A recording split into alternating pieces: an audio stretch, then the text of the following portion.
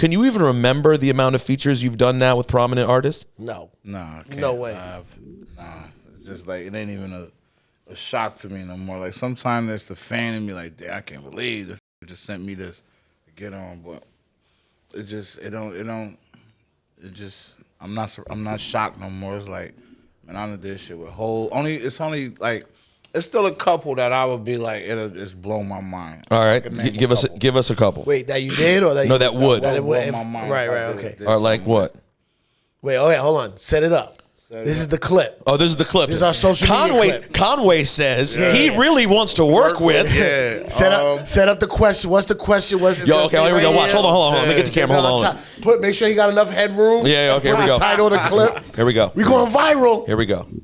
So, yo, Conway, you've worked with so many people, man, but tell us, who's out there in hip-hop you haven't worked with that you would just love to work with? That's a great question, Rosenberg. I'd have to say, damn, I ain't gonna lie, I got stoned and forgot. Nah, but, you know what I'm saying? Lauryn Hill. Oof. Lauryn Hill. 3 Stacks. Oh, You know what boy. I'm Well, you just want to say, yo, my man wants to set the impossible bar for everything. 3 Stacks? Yeah. No, well, Lauren and 3 Stacks in the same conversation are two. Not on the same song. record. Oh, no, that's not. Nah, you relax, buddy. I'll shoot for the moon. Hey, Lauren. No, you could do it. Queen Lauren, my brother 3 Stacks, if you're listening. 3 Stacks could definitely happen. 3 Stacks is, everything about him is mood when you ask. Yeah. The mood he's in. Have you met him before? No, never. Yeah, he's a rare one. Type, you've seen him somewhat recently, I right? saw him recently in London playing his flute. Playing his flute, bro. Yeah. Playing his flute. And I was at, it's some kind of Mexican, it has a name, like a Mexican instrument. He's like, I got about 7 of them. I get them tuned up, and he was just playing his flute. That's some in a cool shit, in a club. We were in the club. Oh, but he wasn't performing. He was just playing for himself. Just sitting Yeah, there but people vibing. were surrounding him. And have you met Lauren? I never met Lauren. Wow, you chose 2 good ones, And I was man. gonna say Dre, Dr. Dre, but I already kind of worked with Dre, but it don't count because it ain't come out. We ain't do nothing with it. We just like was combing through some beats and shit. I was in the studio with him. That's still pretty. That's kind. Maybe it doesn't we count, ain't. but that's crazy. You know what I'm saying? That's the I dream. ain't gonna lie, I tried I gave him some bars and all that. Like we you know what I'm saying? I came up with a hook. I kind of like seized my opportunity. You know what I mean? Like I'm one of them type of dudes. Like it might not even be my time or whatever in the room, but I'm gonna just be still sitting back like a shark in the water that smell blood. Like I can't wait to get my shot. I'm gonna take my shot. Right. You know what I'm saying? And so he thought we combing through the beat. I done ended up picking a beat. Yeah, no, that shit hard right there. Go, you know what I mean? And these beats, I'm telling you, see, the world ain't really heard nothing. And he press play on records with artists. Like, bro, that shit Dr. Dre got over there in that computer and that hard drive is These are unbelievable. old. You think they're old beats? New beats. And new records with artists that. New records. Really? So he pressed just play on makes these records. fucking beats, and I don't pick one we driving. So he got a couple. There's a bunch of us in there. We chilling. Dr. Dre studio sessions is like, you might as well say like a house party, bro. It's a vibe. You feel me? Who else was there? I just heard that recently. Somebody Maybe like Ty Dolla $ign, Anderson like .Paak? Snoop Dogg's son. Nah, AP wasn't there. You know, just Snoop Dogg's son? engineers and A&R stuff. Yeah, Snoop Dogg's son was there. He raps. Nah, he was He's just just there. there. Just you know. He's at his uncle's house. Yeah. The football player or a different one? Yeah, his oldest. You know, he on a different brain wave, like a different mentality. He up here with it. Shout out to Neff. But Yo, bro, I mean, so we do the joint. So it's a couple dudes in there. And I could tell Dre, you know, he know me, recognize me, dap me up, but I could tell he looking for these 2 dudes, you know what I mean, for the drum. Like, what I should say right here. He looking at them though. But I already got the line. Nah, you should say, nah. He like, yeah, that's fine. He go in front of the mic and actually say that shit. Dre went when you told him to say. Word. He went and recorded it. Word. That's So now I'm open now. Yeah. Like now he waiting for he building it line by line, piece by piece. Yeah, I heard he did that. I gotta follow up with that. But he keep looking at these 2 particular dudes like he talking to them. But nah, you should say now you should come like this, big bro. Yeah, no, that's how long ago was this experience? when this was, Chad. Donda time. When we was working So on Donda. 2 years ago. Yeah. Almost 3 years ago.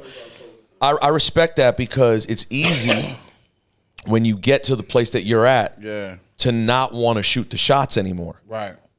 Because now you can have a little bit of pride, a little bit of ego. Like I was talking to my girl yesterday. I had a press pass to the Knicks game, and I didn't know how far the pass could get you. And I hadn't done this game in a while because I've gotten comfortable. Right. I used to be hustling to get passes, and then I'm like figuring out where I can go. Yeah. And Natalie was like, what do you think you would have done? What would 27-year-old you have done? I was like, what? I would have left with drops from everybody. I would have had videos. You hung out with Spike Lee after the game. It would have been everything. Instead, I did like a quick little walkthrough because my pride is like, well, I don't want to get seen, trying to do too much. So I commend you for being like, no, fuck that. Man, jump in and let him know. You got to seize the moment, man. Bro, I lost so Closed many. mouth don't get fed. Facts. I lost so many moments not being like, if I do this, I'm gonna look like I'm playing myself. You know what I mean? Right.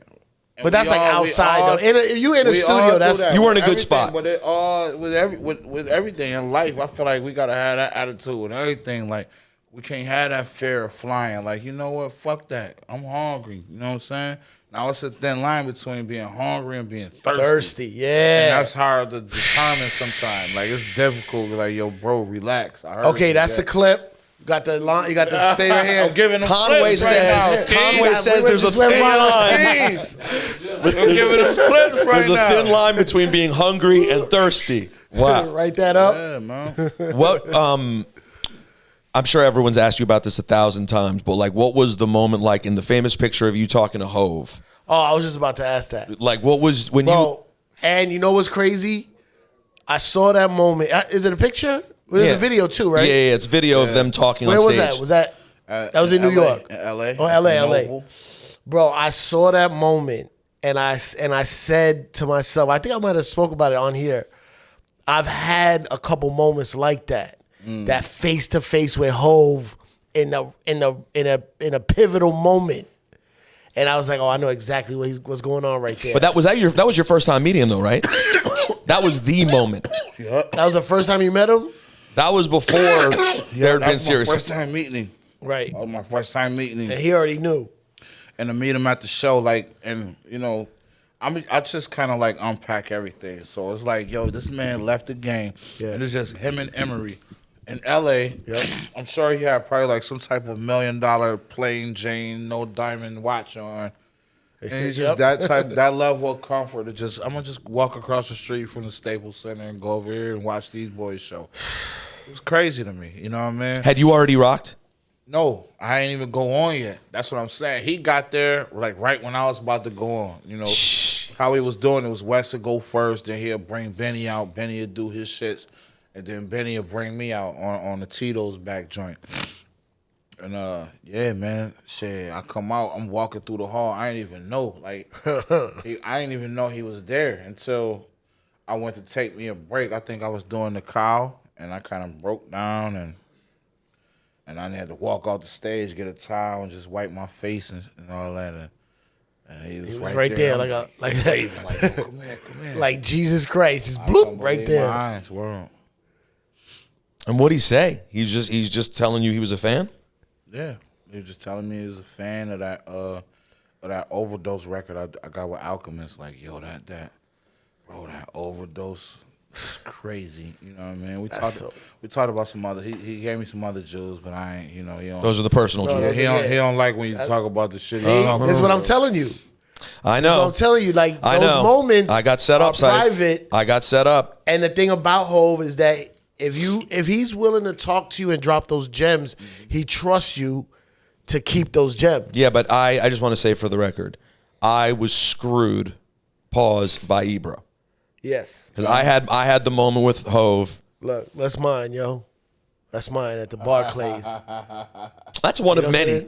No, but this is Ross? That's Ross, yeah. Ross's big ass back. Khaled back there too hating. But that's a hell of a pick right and there. this is not even I got one without Ross where he's like really telling me some shit and it was Them be like the best pictures, the best videos, because you know one thing about Hove, he really is like a fan too of the hip hop shit. Like He really is. He gonna give you your flowers, man. He gonna pull you to the side, and he just a regular dude. Like he ain't never really struck me as no funny style industry. Like that's why I respect and honor. That's why he hate that internet stuff and blah. Like if y'all have a convo, he absolutely hate you run back on an interview or you know what I'm saying. Yeah. Like, So so Jay-Z said, you know what I mean?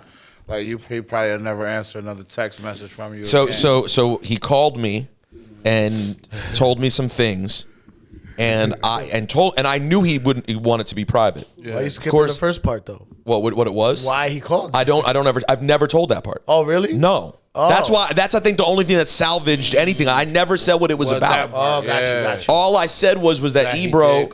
All that Ebro was like, well, tell the story, just don't say exactly what I said. Right. So I did that. I basically said he called and G-checked me, but I didn't say what it was over. Right. And by the way, that's the whole story. Yeah. What it was over is the whole thing. And the fact that I saved that, I think, would be enough to spare me. But it made me realize, I was like, I wish I just hadn't said anything at all. Yeah, he preferred it. Because he picks the moments. He knows who he is. Yeah.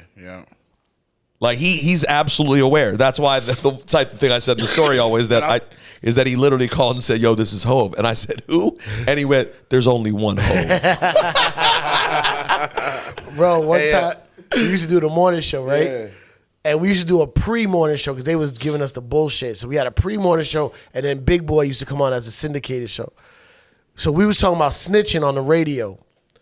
Hov on the way to the airport, or coming back from the airport, he was going to the airport.